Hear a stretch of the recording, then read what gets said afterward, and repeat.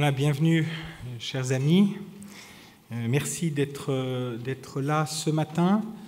On est un petit peu moins nombreux que ce qui était annoncé au début, parce que plusieurs ont dû changer leur programme professionnel à cause des grèves, anticiper des départs en province ou à l'étranger pour éviter d'être coincés en fin de semaine. Donc, ils se sont désistés, beaucoup hier. Donc, merci à vous d'avoir fait l'effort de garder la conférence Procléro dans votre programme d'une semaine un petit peu compliquée pour tout le monde. C'est toujours une grande joie pour la SICAF Procléro et le groupe Mescar de vous accueillir ici au Cercle Interallié pour partager avec vous un temps de réflexion. Nous avons ouvert le 17 septembre un nouveau cycle de conférences sur l'investissement financier. Vous le savez comme moi, l'investisseur, grâce à son investissement, détient un pouvoir majeur et a donc un impact déterminant. C'est pourquoi sa responsabilité aussi est très importante. Dis-moi comment tu investis aujourd'hui et je te dirai quelle sera la société de demain. J'en suis convaincu, l'investissement d'aujourd'hui façonne la société de demain. Il est donc nécessaire de réfléchir attentivement à la question de l'investissement. Pour ce faire, il me semblait pertinent de donner d'emblée la parole à M. Pierre de Lauzun. Pourquoi ? Pierre de Lauzun, par son parcours professionnel, connaît parfaitement la problématique de l'investissement, ainsi que ses rouages les plus subtils. Si vous aviez un doute, je vous partage son expérience professionnelle. Il ne va pas être très content parce qu'il est humble, mais je vais quand même le dire. Pierre de Lauzun est un ancien de X, école, il a fait l'ENA, il a travaillé essentiellement dans la banque et dans la finance, il a d'abord été au service du Premier ministre, à l'époque, M. Giscard d'Estaing. Ensuite, était conseiller financier à New York, chef du bureau des banques, secrétaire général du Club de Paris. Puis il a été directeur du Trésor au ministère de l'Économie et des Finances. Il était à la Banque de l'Union européenne comme directeur général adjoint. Ensuite, il était président du directoire de l'Union industrielle de crédit. Il a été président d'une filiale du groupe Goldman Sachs, directeur général délégué de la Fédération bancaire française de 2001 à 2014, délégué général de l'Association française des marchés financiers, la MAFI, qui regroupe des professionnels de la bourse et de la finance de 2002 à 2018. Et jusqu'à peu, il était encore chairman de l'Association internationale des associations de professionnels des marchés. Vous comprenez pourquoi. À côté de cela, Pierre de Lauzun est aussi président de l'Association des économistes catholiques de France, président de la Commission d'éthique économique et financière des EDC, membre de l'Académie catholique de France, membre de l'Académie d'éducation et d'études sociales. En fait, Pierre de Lauzun applique la parabole des talents. Il fait fructifier le don de sa puissante intelligence en la partageant humblement. Il publie aussi régulièrement. Sa bibliographie compte une vingtaine d'ouvrages sur l'argent, sur la finance et l'éthique, mais aussi d'autres sujets.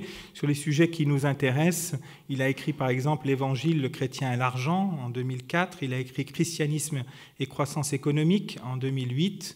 L'économie et le christianisme en 2010. Il a écrit Finance, un regard chrétien, qui a obtenu en 2013, publié en 2013, et qui a obtenu en 2015 le prix international de la Fondation Centesimus Annus Pro Pontifice, donc c'est un prix décerné par le pape. Il a écrit aussi La finance peut-elle être au service de l'homme en 2015. Il a écrit aussi un ouvrage sur l'euro, la fin de la monnaie unique, point d'interrogation, en 2017. Et il vient de sortir en 2019, aux éditions MAM, un ouvrage sur l'argent. Et il a écrit beaucoup d'autres livres. Vous trouverez sa bibliographie sur Wikipédia ou sur son propre blog. Vous comprenez aussi pourquoi j'ai demandé à Pierre de Lauzun d'entrer dans le conseil scientifique qui rédige les cahiers pro persona et plus récemment dans le comité exécutif et dans le comité de pilotage de la SICAV Procléro. Pierre de Lauzun est un expert de la doctrine sociale de l'Église. Il en connaît à la fois l'actualité, les fondements dans les évangiles, son évolution historique au cours des siècles. Il représente aussi depuis 3 ans Procléro dans le groupe de réflexion mis en place par le Saint-Siège à Rome pour élaborer des critères éthiques d'investissement financier qui traduisent la doctrine sociale de l'Église. Ce sera le document Mensuram Bonam, annoncé en mai dernier, pour ceux qui étaient là, vous vous en souvenez, par le cardinal Turkson lors de sa venue à Paris, et ce document qui devrait être publié dans les prochains mois. Vous comprenez enfin pourquoi j'ai demandé à Pierre de Lauzun, dans cette conférence de ce matin, de mettre en perspective l'investissement financier avec la doctrine sociale de l'Église. Pierre, nous nous réjouissons de vous écouter. Quelles sont les orientations de la doctrine sociale de l'Église pour l'investissement financier? À vous la parole.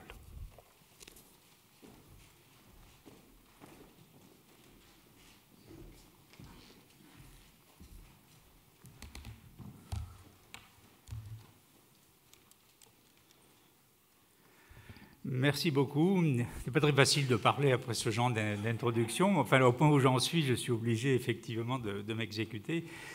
Si vous entendez mal ou comprenez mal, n'hésitez pas non plus à faire des signaux de détresse pour que je rectifie. Donc, orientation de la doctrine sociale pour l'investissement financier. Alors, commençons par un aveu. Il n'y a pas jusqu'à maintenant de texte global là-dessus du magistère au niveau de l'Église universelle sur le sujet. Comme Don Pascal Anglais nous l'indiquait, il y en a un en préparation. Enfin, il n'est pas sorti à ce stade. Il y a des documents de conférences épiscopales, mais pas au niveau global. En revanche, évidemment, il y a un patrimoine considérable de réflexion qu'on trouve notamment dans le compendium de l'Église catholique, de la doctrine sociale de l'Église catholique, qui donne énormément d'indications qui permettent de s'orienter dans ce sujet-là. Alors, le cadre global, c'est que, comme vous le savez, les Écritures insèrent l'homme dans le monde et dans un tissu de relations, et la responsabilité de chacun est directement engagée envers nos semblables, envers la création et envers Dieu notamment, en vue du bien commun. Donc, dans ce cadre-là, nous avons des biens matériels. Ces biens matériels nous ont été confiés, mais ils ont été confiés non pas pour qu'on s'amuse avec ou qu'on fasse n'importe quoi, mais pour précisément les utiliser en vue du bien commun.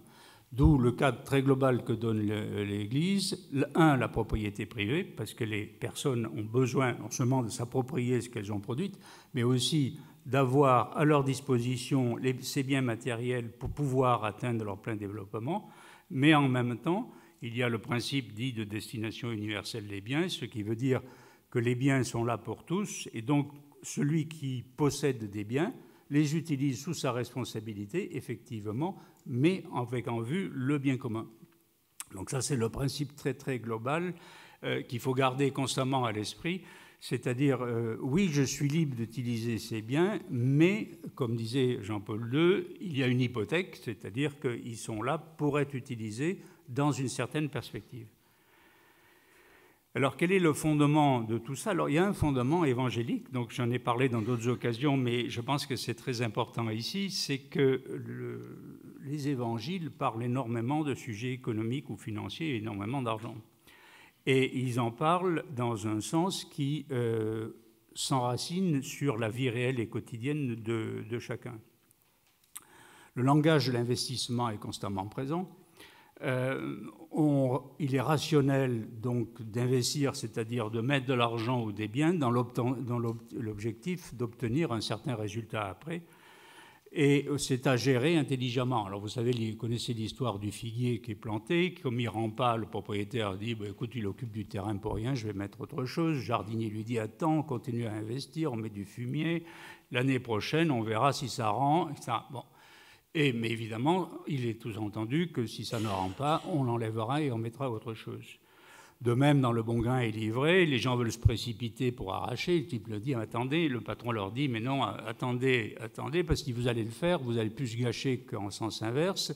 Donc, on attend le temps qu'il faut, mais comme vous le voyez, il y a une logique d'investissement, c'est-à-dire, j'attends un résultat, mais s'il n'y est pas, évidemment, je vais être obligé d'agir pour corriger les choses. Vous avez même ce que j'appelle un arbitrage financier, c'est la fameuse parabole de la personne qui a appris que dans un champ, il y avait un trésor. Donc, il est dit, j'achète le champ en vendant tout ce que j'ai par ailleurs. Et apparemment, le public qui écoute comprend ça très bien et considère ça évident. Or, évidemment, ça suppose que le prix du champ n'inclut pas cette information. Autrement dit, là, il y a une information initiée. La valeur réelle du champ est très nettement supérieure à la valeur marchande. Donc, il y a un intérêt fort à l'acheter, à vendre, à démembrer l'achat entre ces deux parties, éventuellement revendre le champ qui n'a pas d'intérêt, et à garder le trésor. Bon, alors évidemment, le message n'est pas chercher des occasions d'arbitrage financier, mais c'est plutôt un message tourné vers la vie éternelle. Mais on voit bien que c'est enraciné ou hanté sur ces phénomènes d'investissement qui sont décrits comme des phénomènes naturels. Et donc on voit très bien la foule des gens, qui n'est pas nécessairement des grands experts financiers, mais qui comprennent, parce que c'est du bon sens. Donc il y a un premier niveau qui, indéniablement, valide nos démarches spontanées ou courantes dans ces domaines.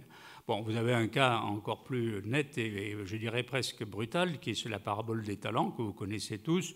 Bon, ceux qui ont investi en prenant des risques sont récompensés au-delà de ce qu'ils ont pu obtenir avec l'argent que le maître leur a confié. Celui qui enfouit l'argent, il ne le détruit pas. Il le respecte. Et il dit d'ailleurs au maître qu'il le respecte. Il est mis dehors et on lui confisque ce qui lui avait été confié. Et donc tout le Moyen-Âge d'ailleurs en tirera cette conclusion que l'argent doit circuler. L'argent est fait pour circuler. Et ce qu'on reproche d'ailleurs le plus à l'avare, c'est le fait que l'argent ne circule pas, il stagne. Et c'est presque une image physiologique. C'est l'argent qui stagne, pourri, c'est pas sain. Alors comme vous le savez évidemment dans les évangiles, il y a immédiatement une deuxième mise en perspective qui consistait non pas à abolir cette rationalité économique, mais à l'introduire dans un cadre beaucoup plus vaste où on introduit un facteur infini qui est la vie éternelle.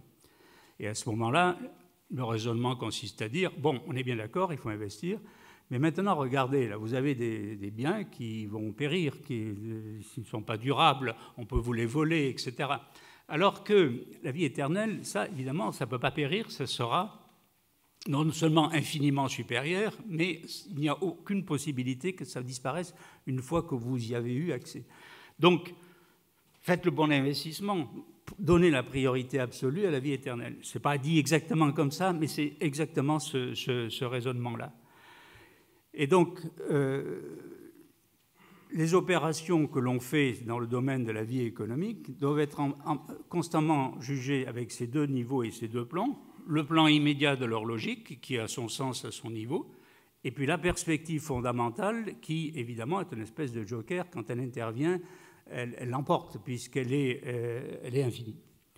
Avec une deuxième notion que vous connaissez bien, c'est que l'argent est indispensable, mais n'est pas neutre, c'est-à-dire c'est une espèce d'objet radioactif qui irradie. Donc, si vous vous laissez prendre, effectivement, il peut vous conduire dans la mauvaise direction, et notamment si vous en faites votre maître. Donc, il faut choisir entre Dieu et Mammon, c'est-à-dire l'argent personnalisé. Vous connaissez bien notamment la parabole de l'intendant infidèle. Mais ce qui est intéressant, c'est que la parabole ajoute à ce message fondamental deux autres messages. Le premier message, c'est « Ouh là là, l'intendant infidèle, c'est un voleur, mais il est malin, il est intelligent. Prenez-en de la graine, soyez intelligent comme lui. » Et puis la deuxième qui est vous choisissez entre Dieu et Mammon, oui, mais vous faites des amis avec le mammon d'iniquité. Vous devez donc l'utiliser. C'est-à-dire non pas faire comme le personnage des talents qui enfouit, mais vous devez le faire fructifier. Et notamment, évidemment, par le meilleur investissement qui est le don. Parce que le don, c'est un investissement direct. Alors, il y a justement une parabole aussi qui explique qu'on est, si vous donnez à un riche, le riche vous le rendra. Donc, c'est une opération blanche. C'est-à-dire que si vous investissez sur un pauvre, il ne peut pas vous rendre. Donc, c'est Dieu qui vous rendra. Mais lui, il vous rendra au centuple. Donc, sous-entendu, là aussi, c'est un meilleur investissement. Donc le meilleur investissement, et là, à la limite, le meilleur calcul, c'est précisément d'arrêter de calculer à un moment donné, parce qu'on se met dans une perspective dans laquelle quelque chose bat tous les petits calculs que l'on peut faire qui sont liés à des choses par définition limitées. Alors, dans ce cadre global, bon, je passe rapidement sur la scolastique médiévale, donc, qui a énormément développé les bases de l'économie politique, comme Schumpeter l'avait très bien reconnu, notamment avec cette idée de la circulation de l'argent, l'idée qu'il est bon en soi d'investir. Elle se trouve reprise ensuite quand la doctrine sociale de l'Église prend sa forme moderne à partir de 1891, donc Rerum Novarum. Et vous l'avez, par exemple, dans une phrase tout à fait claire du pape Pie XI, dans Quadragesimo Anno en 1931, qui dit que celui qui consacre les ressources les plus larges dont il dispose à développer une industrie, source de travail rémunérateur, pourvu évidemment que ce travail soit employé à produire des biens réellement utiles, pratique d'une manière remarquable et particulièrement appropriée aux besoins de notre temps l'exercice de la vertu de magnificence. La vertu de la magnificence, vous la trouvez, il y a tout un chapitre dans la Somme de saint Thomas d'Aquin, c'est le don et la générosité, mais superlatif, c'est-à-dire appliqué à des moyens qui dépassent la mesure commune et qui donc sont le signe d'une générosité plus grande parce que ça se fait sur une échelle qui est beaucoup plus large. Donc l'investissement est considéré comme bon précisément parce qu'il fait vivre la communauté. Alors on pourrait dire que oui, mais ce n'est pas très altruiste parce que celui qui investit, c'est pour obtenir quelque chose. Mais justement, ce n'est pas un problème, ce n'est pas mauvais de vouloir obtenir quelque chose. Ce qui est mauvais, c'est la mauvaise finalité, c'est-à-dire si je ne suis tourné que vers ce résultat strictement matériel. Parce qu'à ce moment-là, quelque chose qui était donné pour faire vivre ne devient qu'un objectif étriqué et qui finit par me dominer. Mais en soi-même, c'est évidemment quelque chose qui est non seulement illicite, mais tout à fait recommandable. Alors, la doctrine sociale de l'Église donc, reprend ces idées-là, mais avec toujours cette précision qui a été constamment présente dans toute la pensée de l'Église sur les sujets économiques, c'est qu'elle l'inscrit dans un cadre éthique ou moral, c'est-à-dire tourné vers le bien, ce qui est logique avec ce que nous avons dit sur la destination universelle des biens.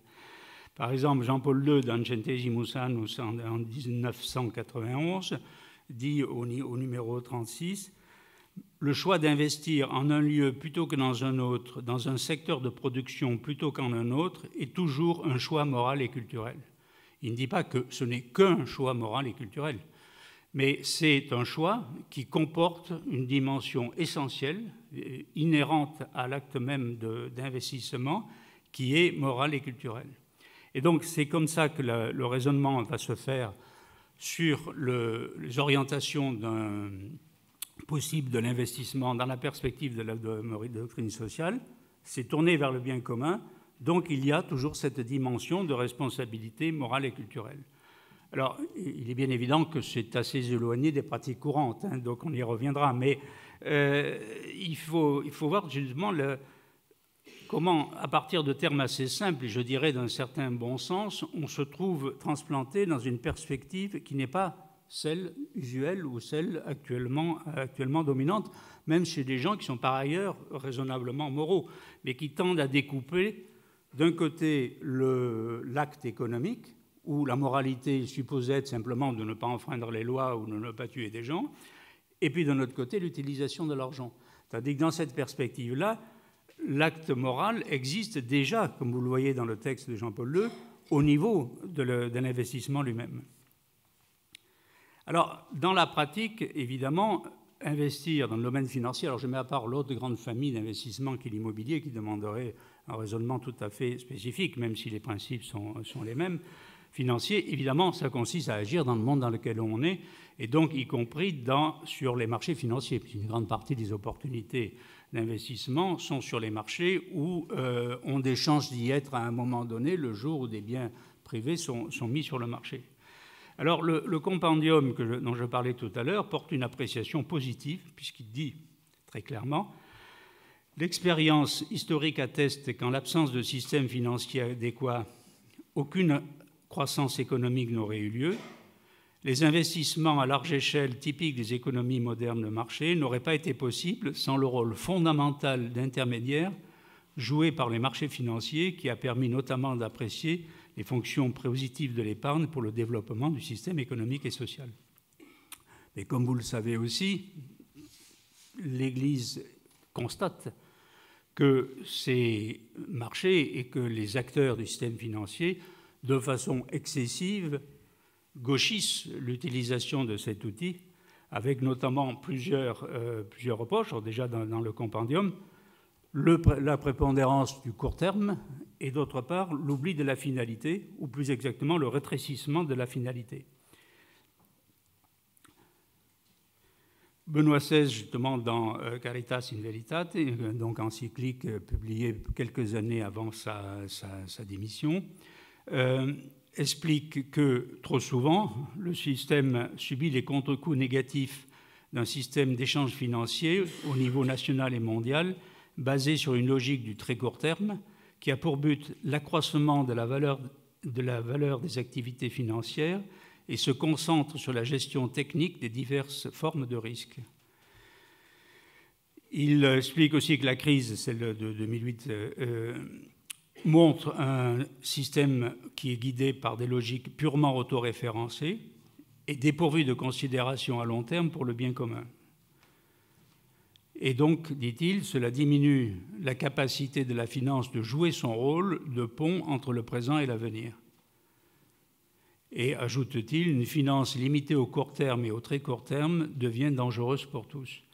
Donc, on voit bien que précisément, à la mesure de son rôle complètement central, et le pont entre le présent et l'avenir est quelque chose de gigantesque, c'est-à-dire ce qu'il donne comme rôle au système financier, puisque précisément, il s'agit de réfléchir aux avenirs possibles et d'orienter l'argent, celui dont on dispose, mais aussi du fait qu'on le fait collectivement, l'argent de façon générale vers une direction plutôt qu'une autre. Donc on retrouve l'idée, tout investissement est un choix qui a une dimension éthique. Et une dimension éthique, ça consiste notamment à raisonner sur l'effet, sur la durée de l'investissement que l'on peut faire.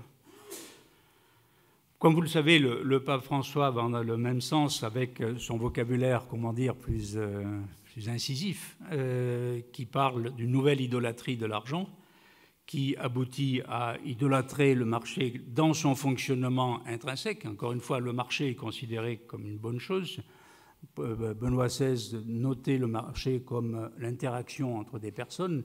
Cette interaction entre des personnes va donner les résultats qui découlent des priorités de ces personnes. Ce n'est pas le mécanisme lui-même qui pose problème. Mais, complète le pape François, on regarde l'éthique avec un certain mépris narquois, dit-il, c'est-à-dire que l'éthique est considérée comme quelque chose d'un peu amusant pour des doux rêveurs, mais enfin, bon, les trucs sérieux, c'est pas ça, hein, le business, on peut pas trop mettre de la dentelle, donc on verra après quand on sera à la maison. Donc, il y a indéniablement le fait qu'on travaille dans un système qui n'est pas mauvais en lui-même, mais contient des facteurs très importants de gauchissement, et que donc il faut intégrer dans l'action que l'on a à mener.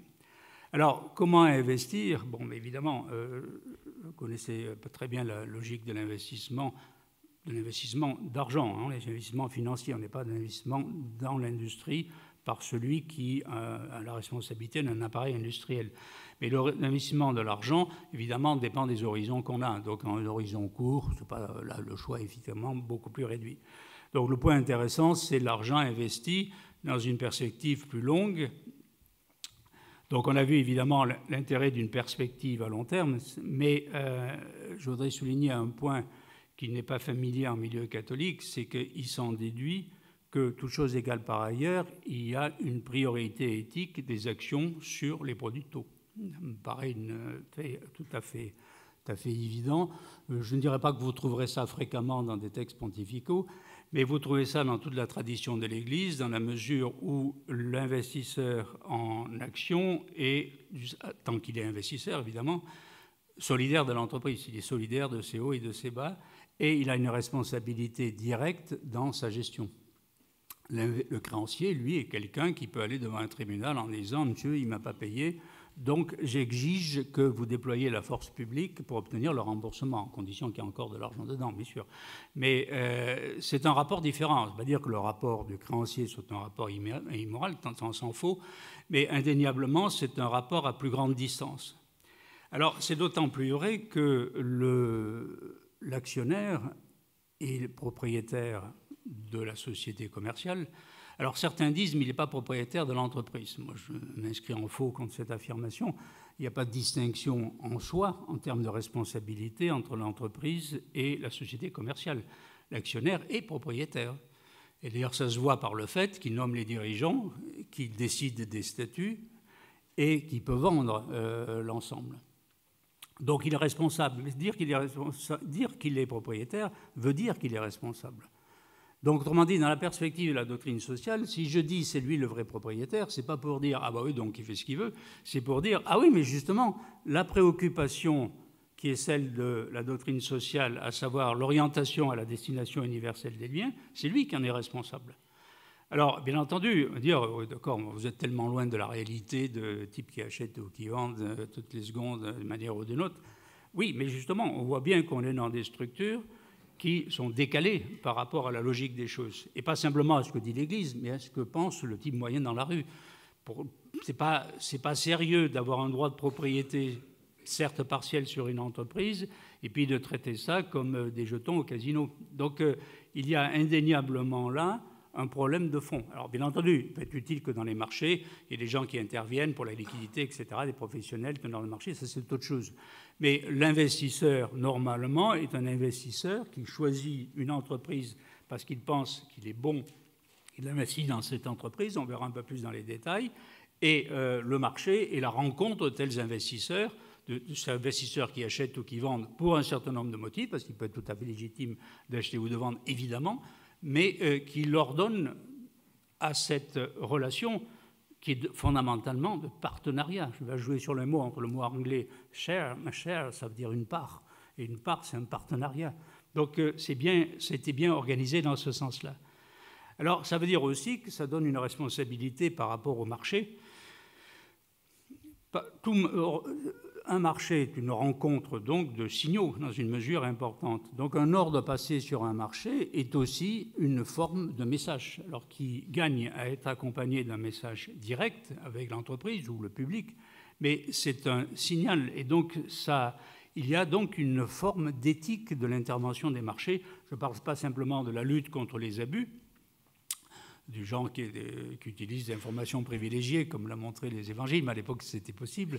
Mais il n'y a pas simplement de lutte contre les abus, mais aussi le fait qu'il y a une forme de responsabilité collective, chacun à son niveau évidemment, qui est forcément très partielle, mais une responsabilité collective dans la formation des prix. Et ça aussi, les médiévaux qui avaient réfléchi à ça, vous trouvez ça même au début de la réflexion dans saint Thomas, où l'établissement du prix est un acte social significatif parce que ce prix va servir de référence à la communauté. Des gens vont acheter et vendre sur cette base-là, et donc ça a un sens, un sens fondamental dans la société. Et donc, il y a une responsabilité dans le mécanisme de formation des prix. Ça ne veut pas dire qu'on va se mettre à rêver en se disant « je vais rêver un prix idéal ». Non, mais je réfléchis à ce que je fais par rapport au signal que ça donne, et pour l'entreprise et pour le niveau des prix eux-mêmes. Bon, j'en déduis par exemple que celui qui voit une bulle qui se forme, qui se dit « bon, comme je suis plus malin, je vais chevaucher la montée et jouer la hausse, puis je saurai partir avant », fait quelque chose qui est collectivement irresponsable. Ce n'est pas illégal, et je ne vois pas de raison d'ailleurs d'interdire, ce n'est pas très facile, on peut mettre des coups-de-feu, etc., mais ce n'est pas très moral. En revanche, contrairement à ce que certains croient, celui qui short, c'est-à-dire qui vend à découvert, dans certains cas, peut faire un acte moral s'il pense honnêtement et sincèrement que les prix sont trop élevés parce qu'ils contribuent à les faire baisser.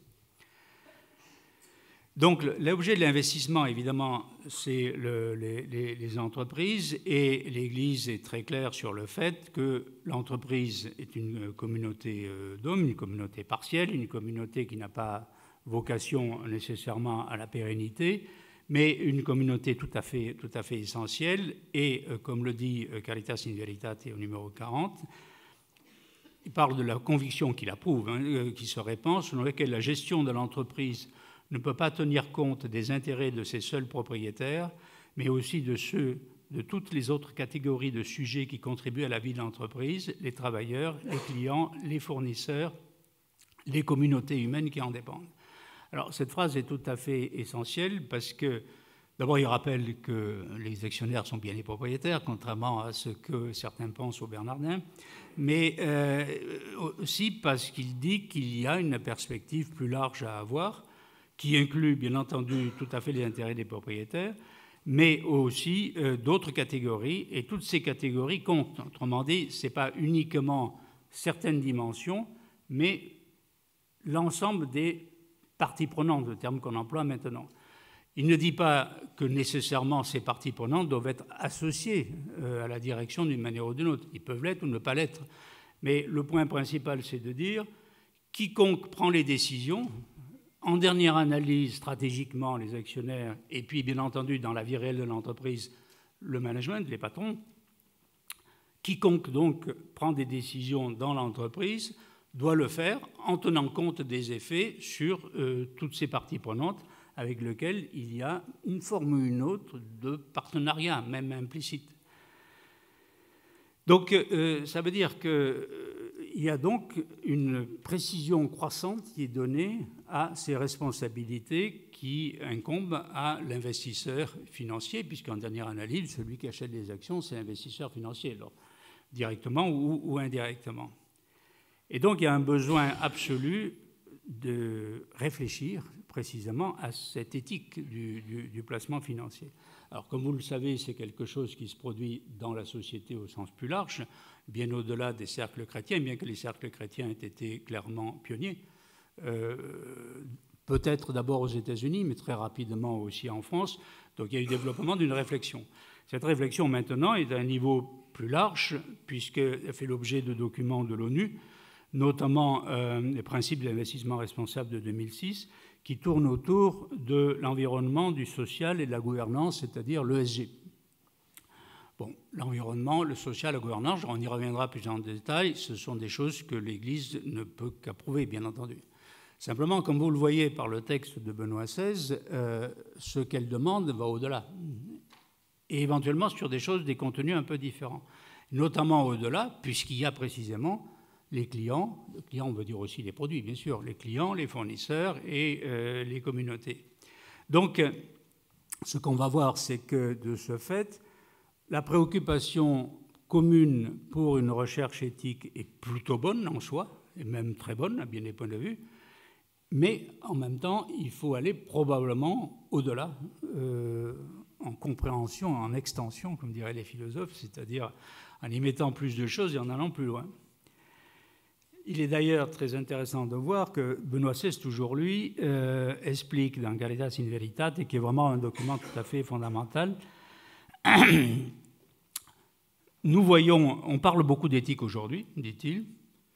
Ces processus sont appréciables et méritent un large soutien, mais il est bon d'avoir des critères valables de discernement, car on note, dit-il, un certain abus de l'adjectif éthique qui se prête à désigner des contenus très divers, au point de faire passer sous son couvert des décisions et des choix contraires à la justice et au véritable bien de l'homme.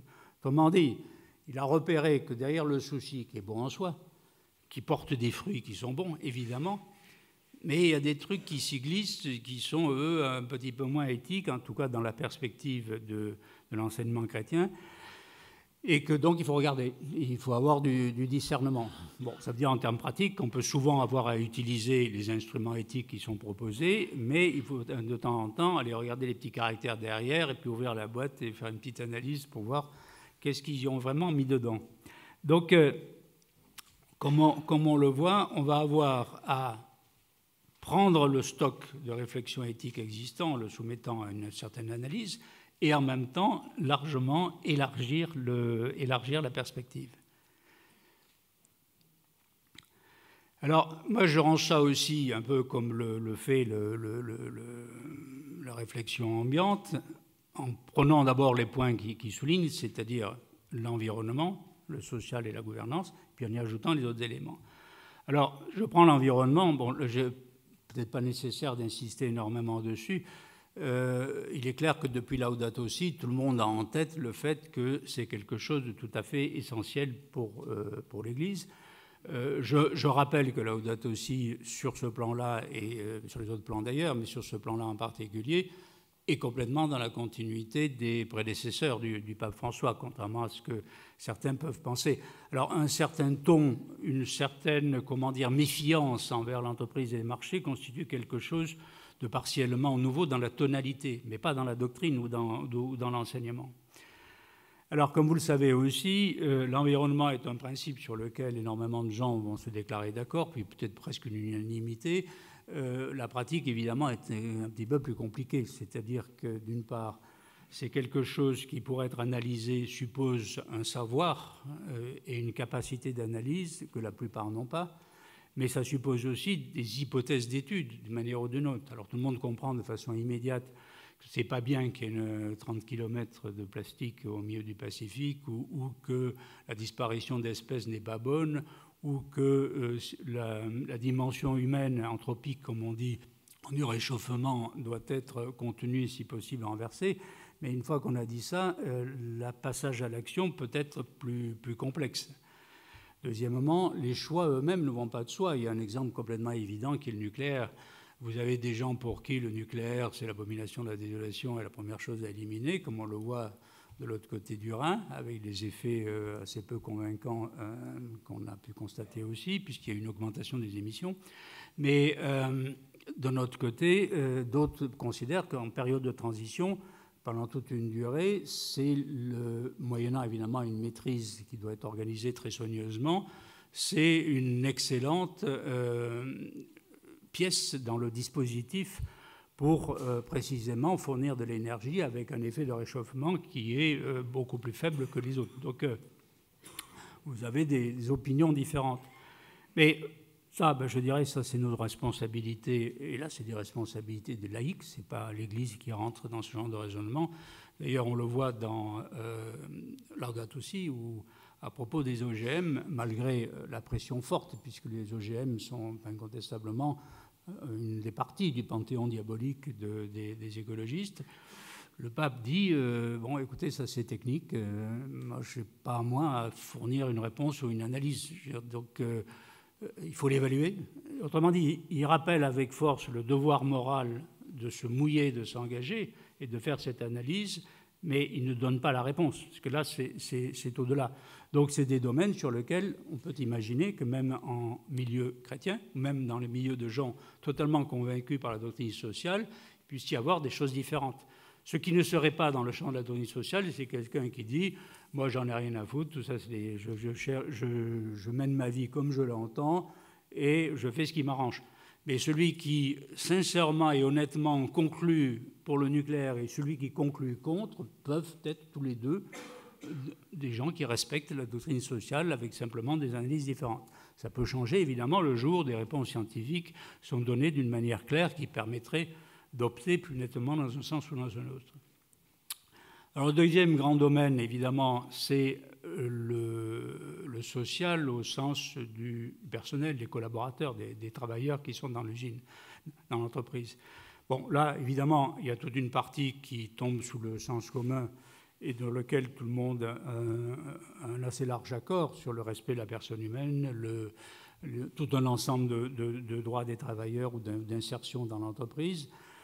Bon, l'Église ira probablement plus loin, notamment sur le principe de participation, c'est-à-dire l'idée que s'il s'agit d'une personne, et que donc à partir du moment où c'est une personne, ce n'est pas à traiter comme on va traiter une ressource matérielle. Le terme ressources humaines a une certaine ambiguïté de ce point de vue-là. Autrefois, quand on disait direction du personnel, c'était évidemment que des gens. Tu dis les ressources humaines, on peut comprendre dans un sens un peu plus d'utilitarisme. Bon, je laisse ce problème de vocabulaire de côté, mais le fait est qu'on ne va pas traiter ces gens comme de simples ressources au sens d'input dans un processus économique, ce qui sont évidemment aussi, mais il y a toute autre chose. Donc la recherche, une forme de participation déjà souligné avec force par Jean 23, et quelque chose qui va être plus important probablement dans la perception d'un point de vue chrétien. Alors il peut y avoir des divergences en revanche dans le système dominant, évidemment, sur des questions de diversité des mœurs. Il est clair qu'il y a des grandes entreprises américaines pour qui faciliter la diversité des mœurs, pour dire les choses de façon gentille, est considéré comme un acte vertueux prioritaire. Bon, il est évident que je considère que, d'une façon générale, l'entreprise n'a pas à rentrer dans ce genre de problème et n'a pas à considérer, dans un sens ou dans un autre, les mœurs des gens, mais certainement pas à faciliter des mœurs qui, plus d'une manière ou d'une autre, peuvent avoir des problèmes avec le reste de la société ou avec certains collaborateurs. En revanche, évidemment, la question de la famille va être beaucoup plus centrale. C'était déjà le premier encyclique fondatrice qui était donc Rerum Novarum en 1891, la question de la possibilité pour le travailleur de faire vivre sa famille. Donc ça pouvait être par un salaire plus important, ça peut être aussi bien entendu par un complément de salaire qui était à l'époque les allocations familiales, mais qui était patronal à l'époque. C'était un geste de patron, notamment de patron chrétien. Bon, après qui est devenu un dispositif public, mais indéniablement, il y a cette question-là, et notamment cette question de la conciliation de l'activité professionnelle avec la vie familiale. Ça, c'est une question tout à fait centrale d'un point de vue de la doctrine sociale, et notamment dans le cas des femmes, parce qu'évidemment, on peut désirer une participation beaucoup plus grande des femmes, mais il n'est pas juste envers les femmes de faire comme si la question de la vie domestique ou de leur rôle particulier auprès des enfants était une question neutre dont l'entreprise n'avait pas à s'occuper. On sait que les femmes se sentent plus de responsabilités dans ce domaine et donc il faut les aider. Il faut les aider. Moi, quand j'étais à la FBF, je considérais qu'une femme pouvait avoir le droit de partir en fin d'après-midi avant les autres parce qu'elle avait des enfants. Et en fait, ce n'est pas très compliqué. On peut très bien s'organiser comme ça. Ce n'est pas une difficulté. Simplement, il faut passer le principe que oui, il y a une demande. Bien entendu, c'est une demande de la personne. Et puis, si ça correspond à une réalité. Mais c'est une dimension donc, que le chrétien va considérer. Donc, évidemment, ça se joue dans l'entreprise. Mais encore une fois, on est sous le regard de l'investisseur qui va regarder les pratiques de l'entreprise et la manière dont elle affiche, la manière de ses rapports avec son personnel, et puis évidemment ce qu'elle fait dans la pratique. Alors, comme vous le voyez, on en a un peu parlé déjà pour l'environnement, mais dans ce domaine aussi, si vous êtes investisseur et que vous voulez raisonner là-dessus, vous avez besoin de savoir ce qui se passe. Donc vous avez besoin de données.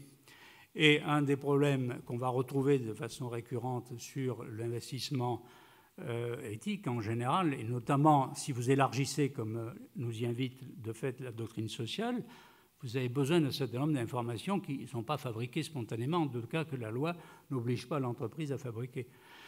Alors donc vous pouvez, évidemment, les premières solutions, c'est le rapport direct avec l'entreprise. Une deuxième, c'est évidemment de grouper les moyens pour demander plus. Donc j'y reviendrai un petit peu, mais on voit déjà cette préoccupation apparaître. Alors la gouvernance, je passe sur les domaines communs avec la pensée courante, c'est-à-dire le bon fonctionnement des assemblées générales, des conseils d'administration, etc., de façon responsable. Il faut y ajouter très probablement une exigence plus grande pour le fait d'inclure explicitement dans les objectifs de l'entreprise des choses plus larges que la seule rentabilité, qui est tout à fait essentielle, soyons très clairs. Si une entreprise n'est pas rentable, ça veut dire qu'elle consomme plus de biens qu'elle n'en produit, ce qui est non seulement stupide et pas durable, mais n'est pas moral, en fait, sur le plan. Donc, elle a besoin d'être rentable. Mais ce n'est clairement pas la seule préoccupation dans l'optique de la doctrine sociale. Donc, évidemment, l'investisseur va être sensible au fait qu'une entreprise, par une démarche ou une autre, ça peut être la raison d'être que vient de mettre à l'ordre du jour la loi Pacte, mais ça peut être par d'autres moyens que l'entreprise se déclare une volonté, donc une identité particulière, avec une sensibilité à tel ou tel élément, et puis évidemment le plus possible d'entre eux. Moi, j'y range aussi dans cette question de la gouvernance la question évidemment très épineuse de la rémunération des dirigeants. Contrairement à ce que certains peuvent dire, je ne vois pas de texte qui condamne les rémunérations élevées chez des dirigeants. En revanche, il est évident que le bon vieux principe de justice commutative et celui de justice distributive poussent à y donner une attention particulière. En justice commutative, ça veut dire que vous chercher à viser un juste prix. Si quelqu'un gagne beaucoup d'argent et que l'entreprise périclite, il y a un truc qui ne va pas du tout. C'est-à-dire qu'il y a une injustice fondamentale. Je reprends un langage médiéval, mais il y a une injustice fondamentale. En justice commutative, avant de regarder la justice distributive, en justice commutative. Ça l'est aussi en justice distributive, parce que vu les responsabilités de la personne, il a un rôle important dans la société, plus grand. Donc, ce qui justifie une rémunération plus élevée, mais évidemment, du coup, il faut qu'il, comme on dit en anglais, il faut qu'il livre la marchandise. S'il ne la livre pas, c'est du vol. Donc, c'est un problème important, puisque, comme vous le savez, les études américaines ont montré qu'il n'y avait pas de corrélation élevée entre la rémunération des dirigeants et les performances de l'entreprise, ce qui, quand même, pose un problème, puisque même les performances financières, alors parlons pas des perspectives beaucoup plus larges qu'exige la doctrine sociale. Alors évidemment, ça c'est les 3 critères ESG. Alors les critères dont je vais parler maintenant peuvent être rangés par certains sous l'un ou l'autre des critères ESG. Je pense que c'est un peu artificiel. Je prends par exemple le premier qui suit, qui est évidemment la responsabilité envers les clients, y compris d'ailleurs, à mon avis, la nature des produits que l'on fabrique et les prix qu'on met dessus. Les gens qui mettent ça sous le social ou la gouvernance, je pense que c'est une confusion de langage. C'est évidemment une catégorie différente, quelque chose d'autre à examiner.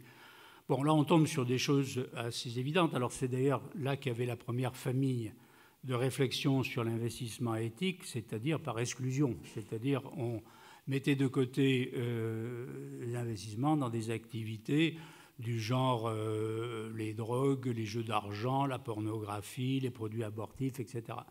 Bon, ça va de soi, hein, je dirais, d'un point de vue catholique, c'est une priorité. C'est un énorme avantage, c'est que là, pour le coup, le besoin d'information est plus réduit. Il existe quand même, parce que quand vous avez un énorme groupe pharmaceutique avec une petite activité abortive, qu'est-ce que vous faites? Une vraie question. Vous pouvez dire, ah ben non, pas du tout, anathème, j'y vais pas. Vous pouvez dire, c'est parfaitement mineur, ils font du bien par ailleurs, bon, donc je pondère. Et vous pouvez évidemment engager une discussion en disant votre entreprise est formidable, alors là, ce truc-là, ça va pas du tout. Bon, il y a plusieurs attitudes possibles. Mais ce qui est important, c'est évidemment repérer la question. Mais évidemment, ça va au-delà de la question de produits manifestement condamnables. Une entreprise rend un service formidable à la société en fabriquant des produits, ce qui est quand même fondamentalement bon. Mais un certain nombre de ces produits ne sont pas aussi bons qu'ils pourraient l'être. Alors, il y a les cas de tricherie, comme on a vu récemment quelques années avec une entreprise automobile, mais au-delà de ça, il est clair que, par exemple, l'obsolescence construite de produits est quelque chose qui n'est pas moral. C'est clair que je cherche à justifier ça par l'activité et le plein emploi. Un moyen mauvais ne peut pas être retenu, même si on se dit que ça pourra donner un bon résultat. Donc, un produit, normalement, doit être choisi pour être à obsolescence, je dirais, raisonnablement contrôlé et donner une durée de vie le plus long possible. C'était évident autrefois. Hein, si vous regardez les pages de Peggy sur les artisans autrefois, c'était tout à fait c'était évident. Et ça reste dans la conscience du bon peuple qui, quand il achète un produit et puis qu'il voit que ça ne dure pas très longtemps et que c'était probablement plus ou moins visé, l'impression de s'être fait avoir. Il a raison, il s'est fait avoir. Je reprends mon vocabulaire médiéval, ça veut dire qu'il y a une injustice, donc un vol, en termes très concrets. De même, si le prix n'est pas un juste prix, alors évidemment, la différence avec ce qu'on disait sur les marchés financiers, c'est que pour énormément de produits, il n'y a pas de marché par confrontation, mais une proposition unilatérale de prix par le producteur. Mais du coup, évidemment, la possibilité de prix non juste s'accroît considérablement. Alors, je ne veux choquer personne de mes anciens collègues de la Fédération bancaire, mais enfin, la tarification bancaire au détail tombe en plein là-dessus. On peut considérer que le volume global peut être acceptable, peut-être, mais il est clair qu'il y a des produits qui sont complètement surtarifés et d'autres complètement sous-tarifés, le plus sous-tarifé étant évidemment le prêt immobilier. Le niveau des prêts immobiliers est une quasi-folie de la part des banques pour essayer d'attirer des clients et de les garder, mais ce n'est pas un juste prix. Le juste prix de ce produit, comme on le voit d'ailleurs aux États-Unis, où sur ce plan-là, le marché correspond un peu plus à la réalité, est plus haut. Mais inversement, ça voudrait dire que beaucoup de produits qui sont payés par des commissions sont trop chers. Or, ce n'est pas une considération théorique, parce que c'est ce que ressentent les gens. J'ai pu le voir précisément en étant à l'AFBF, quand on voyait les réactions des journalistes, des politiques de tous bords, etc., ils exprimaient le sentiment du bon peuple, mais ça ne va pas, c'est pas juste. C'est pas juste, c'est l'expression que les gens utilisent spontanément, c'est la même que les théologiens à l'époque de saint Thomas et après. Donc c'est un point aussi important.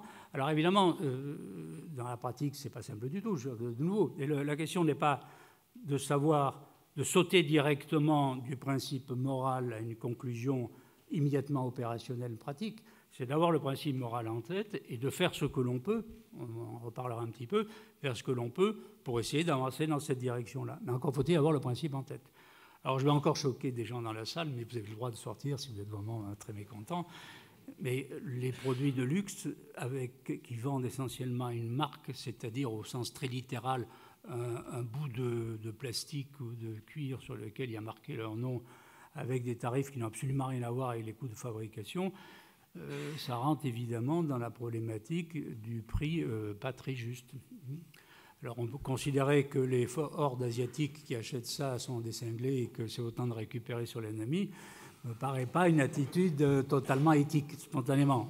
Donc autant je pense que le luxe peut être une activité noble, parce que faire des produits de qualité, même si l'accès en est forcément limité, c'est une contribution au bien collectif. Mais à un tarif qui correspond au travail. C'est-à-dire si un travail artisanal de très grande qualité, c'est forcément cher. Si en revanche on fait faire ça en Asie par des gens qui travaillent bien, parce que c'est des vieilles civilisations, mais qu'on fait une marge massive dessus, ben, c'est pas bien. Pas bien, c'est pas le juste prix. Alors, en continuant, parce que je vois que ça tourne et puis que je vois que donc Pascal-André s'inquiète, mais il y a évidemment les responsabilités entre les fournisseurs et envers le marché. Avec le marché, j'en ai parlé un petit peu sur la formation du prix, mais c'est vrai aussi évidemment avec les fournisseurs. Vous savez que beaucoup d'entreprises, fournisseurs de très grandes entreprises, des petites entreprises fournisseurs de grandes, se plaignent d'un rapport de force léonin à leur détriment.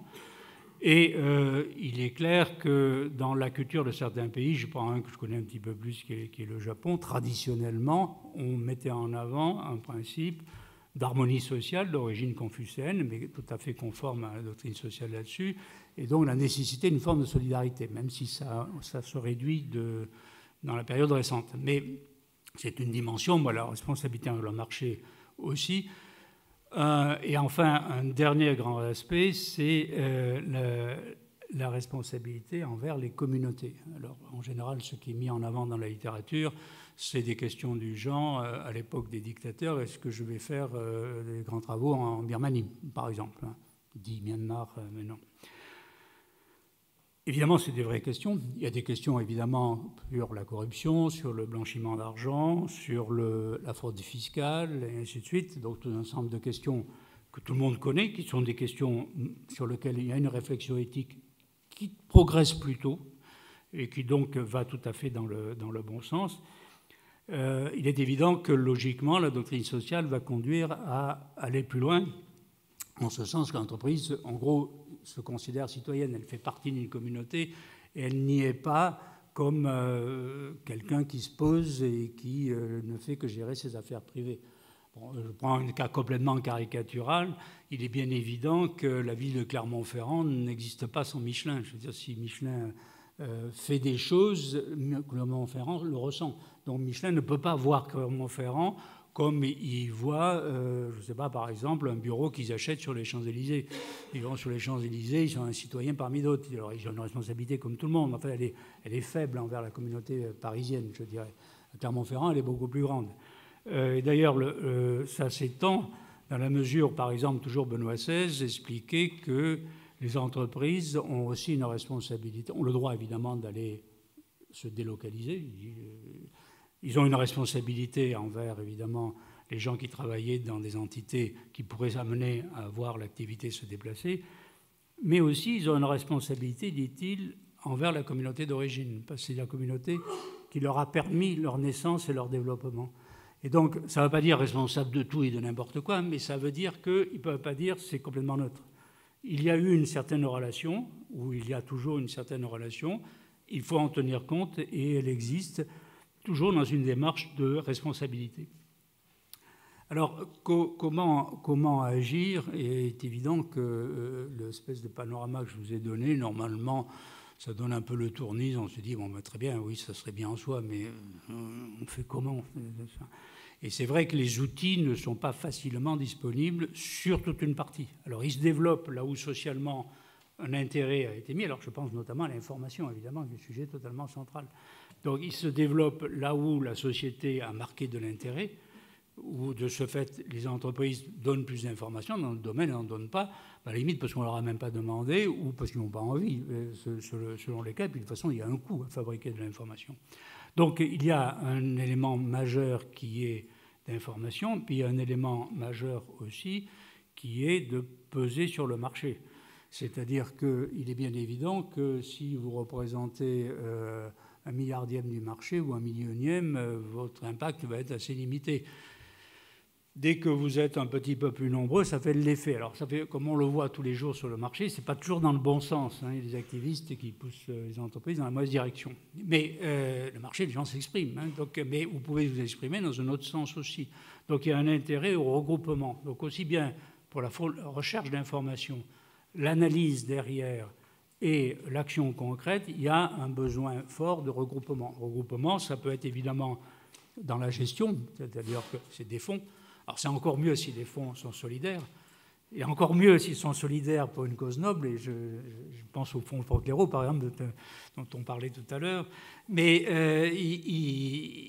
ça peut être aussi par des groupements d'action, simplement, ou par des fournisseurs communs. Je pense notamment en termes d'analyse éthique.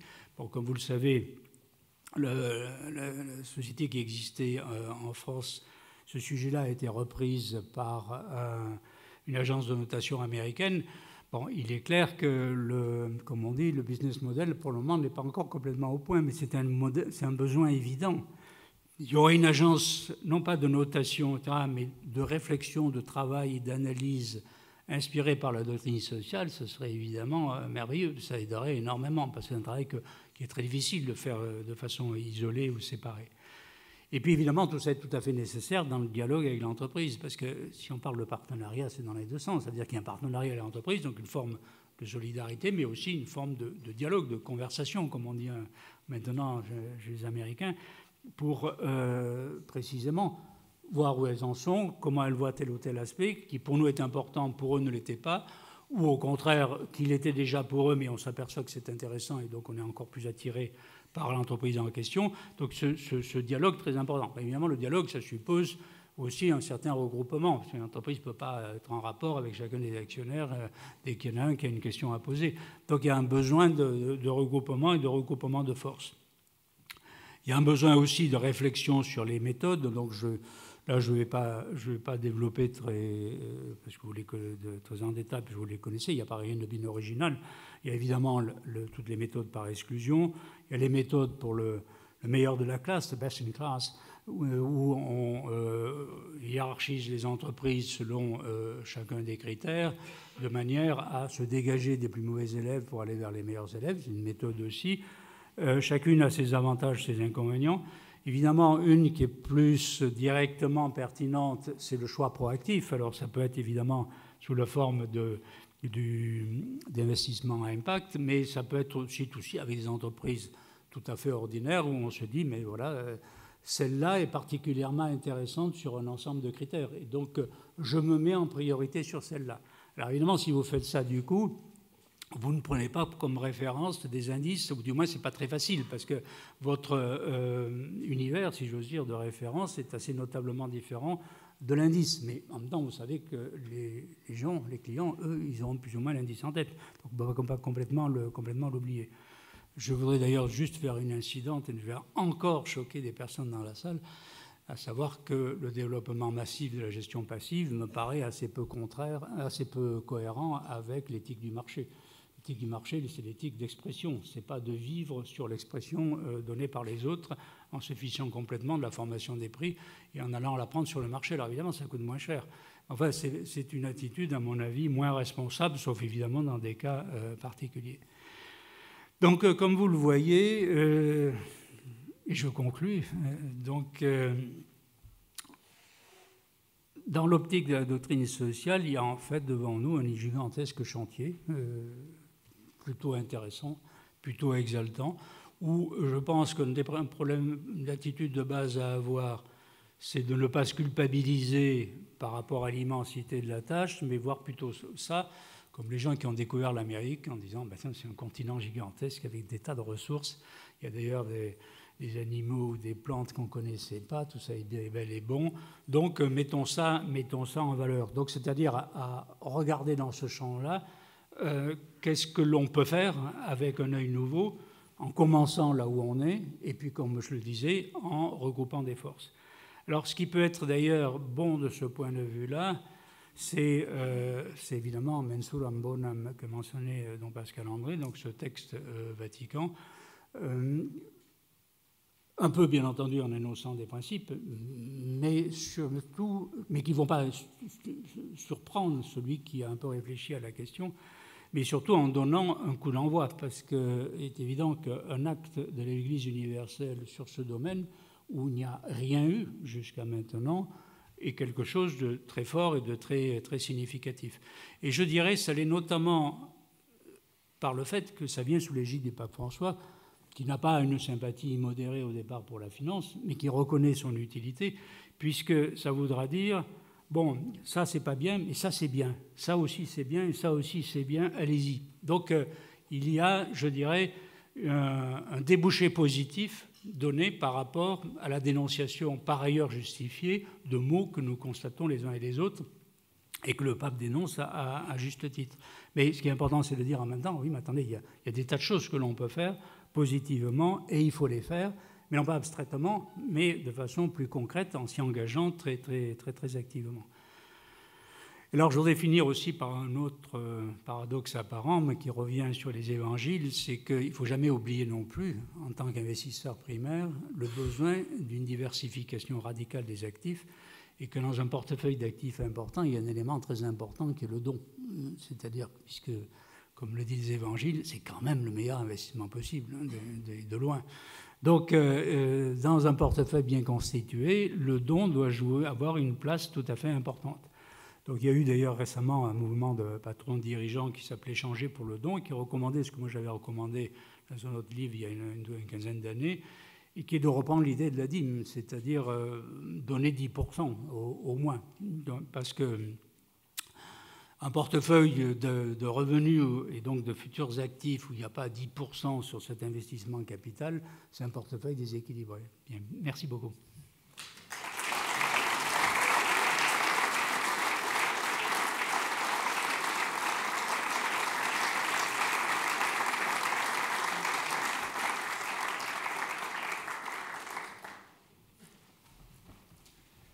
Merci, cher Pierre, pour votre conférence toujours riche et on voit tout le travail qu'il y a derrière, inlassable, je sais, quotidien, sur ces sujets de doctrine sociale de l'Église. Je vais juste insister sur deux points qu'a évoqué Pierre de Lauzun. Le premier, vous voyez, la doctrine sociale de l'Église, ce n'est pas de la casuistique. Donc on ne va pas ouvrir le compendium de la doctrine sociale de l'Église pour chercher une solution à un problème et on devrait trouver la solution dans le compendium. Ce n'est pas comme ça.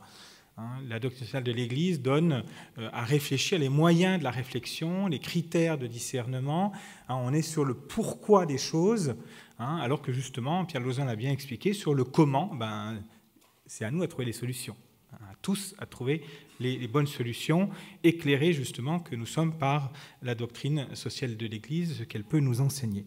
Ça, c'est la première chose. La deuxième chose que je veux souligner, c'est que Pierre de Lauzun a rappelé, il a juste cité, mais effectivement ça pourrait être démontré historiquement, que les cercles chrétiens, a-t-il dit, ont été les pionniers. Et c'est très vrai. Et ce qui compte, c'est qu'ils le soient toujours. Et donc je pense qu'aujourd'hui, dans le contexte dans lequel nous sommes appelés à être des pionniers, mais pour être des pionniers, il faut que nous ayons assimilé, intégré, que nous soyons éclairés par la doctrine sociale de l'Église. C'est parce que nous aurons intégré tout ça, que nous aurons réfléchi à tout cela, que nous pourrons à notre tour, et pas seulement les chrétiens, mais tous les hommes et toutes les femmes de bonne volonté, devenir des pionniers pour construire l'avenir de notre société, en particulier à travers l'investissement financier. Voilà, donc ça me semble important, c'est vraiment une invitation à aller creuser cette doctrine sociale de l'Église. Alors, il y a beaucoup de moyens, bien sûr, il y a le compendium, ça fait 800 pages, c'est un peu lourd. Lisez Caritas in Veritate de Benoît XVI, qui est vraiment un texte magnifique. Les cahiers pro persona sont aussi faits pour ça, parce qu'on sait qu'on n'a pas assez de temps pour lire, et surtout des gros ouvrages. Les cahiers, c'est une manière, les cahiers pro persona, d'exprimer cela en 4 pages, de manière assez simple, pour justement petit à petit intégrer ces éléments dans notre propre réflexion. Voilà, donc n'hésitez pas, nous avons tous notre rôle à jouer, et un rôle vraiment de pionnier. À chaque génération, les chrétiens en particulier, encore une fois, tous les hommes et les femmes de bonne volonté sont appelés à devenir des pionniers. Vous avez vu, la conférence était très riche, il y avait beaucoup de choses. Il y aurait beaucoup de choses à développer encore, et approfondir de ce qui nous a été dit. Il a donné beaucoup de pistes sur les apports spécifiques de la doctrine sociale de l'Église. Donc vous pourrez réécouter la conférence de Pierre de Lauzun dans quelques jours, le temps qu'elle soit mise en ligne sur le site procléro.com ou aussi sur le site de Radio Notre-Dame, qui est partenaire des conférences Procléro. N'hésitez pas à réécouter ça. N'hésitez pas aussi à partager cette conférence à d'autres qui peuvent être un petit peu sensibles à cette réflexion et qui pourraient justement être stimulés dans leur propre recherche. Donc merci infiniment, Pierre, pour votre très belle contribution ce matin à notre réflexion. Je vous donne encore quelques brèves informations avant de vous libérer. La SICAF Procléro, puisqu'elle a été citée, on termine l'année. Alors hier les marchés n'ont pas été très bons, mais sur l'ensemble, la SICAF fait une très bonne année, puisque pour l'instant on a dépassé les 10% de performance nette pour le souscripteur. Donc si vous avez un peu d'épargne qui traîne à placer moyen ou long terme, n'hésitez pas à souscrire à Procléro. Vous avez compris que ça contribue à former aussi les séminaristes par un mécanisme de partage, dans cette logique aussi du don qu'évoquait Pierre de Lauzun tout à l'heure. Comme il y a 140 séminaristes, vous pouvez y aller. Le fonds n'arrive de toute manière pas à tout financer. Voilà, vous savez aussi que vous pouvez souscrire soit par un compte titre, soit par un contrat d'assurance vie. Donc, si vous avez besoin d'informations là-dessus, vous avez des équipes de Mescar qui sont derrière. Vous avez ma carte de visite sur la table à la sortie. Vous n'avez qu'à m'envoyer un mail et je pourrai échanger avec vous là-dessus. Vous trouverez aussi à la sortie les cahiers pro persona. Il y a les 2 derniers numéros qui sont sortis, un sur celui du mois d'octobre sur le risque, et puis celui du mois de novembre qui vient de sortir sur le chômage. Donc n'hésitez pas à vous servir en partant. J'ai une invitation particulière à vous transmettre, à vous communiquer. Les EDC, Entrepreneurs Dirigeants Chrétiens, organisent conjointement avec le MEDEF, la CPME et la Fondation Entreprendre, aussi en partenariat avec la Fondation Notre-Dame, les premières rencontres de l'économie du bien commun. L'objectif de ces rencontres est de rassembler tous ceux qui souhaitent devenir les acteurs d'une économie qui soit centrée sur le bien commun. Donc c'est dans la continuité quasiment de ce que vient de nous dire Pierre de Lauzun, et qui puisse ensuite, grâce à ça, transformer le monde dans lequel nous sommes. Vous êtes vraiment tous conviés à ces premières rencontres d'une économie du bien commun. Ça a lieu le 13 décembre, donc c'est tout bientôt, à Paris, au Collège des Bernardins, de 13h30 à 20h. C'est un vendredi. Vous pouvez vous y inscrire directement sur le site des EDC, lesedc.org. Prochaine conférence Procléro, ici même, 3 mars 2020, à 8h30. Comme d'habitude, ce sera Jean-Baptiste de Françu, qui sera notre orateur, qui est le président de l'Institut des œuvres de religion, IOR, qu'on appelle aussi la Banque du Vatican. Ce n'est pas tout à fait juste comme expression, mais on voit ce que ça veut dire, et qui parlera sur le thème suivant: quels sont les défis éthiques majeurs auxquels un investisseur est actuellement confronté? Comment essayer d'y répondre? Partage d'expérience. Lui, c'est un homme de terrain, hein, qui est dans l'investissement à la tête justement de la Banque du Vatican, hein, où il y a beaucoup de sujets autour de la Banque du Vatican ces derniers mois, ces dernières années. Lui, il a été appelé par le pape pour justement présider et faire un travail aussi d'assainissement de ces structures financières. Donc je pense que sa parole nous sera utile et riche. Donc 3 mars, ici même à 8h30. Voilà, je vous souhaite à toutes et à tous un bel Avent dans lequel vous puissiez chacun prendre le temps de renouveler votre espérance au milieu des grèves, hein, pour ne pas perdre le fil qui nous prépare à Noël. Je vous souhaite à tous un très saint et joyeux Noël avec tous ceux que vous aimez. Merci et à bientôt.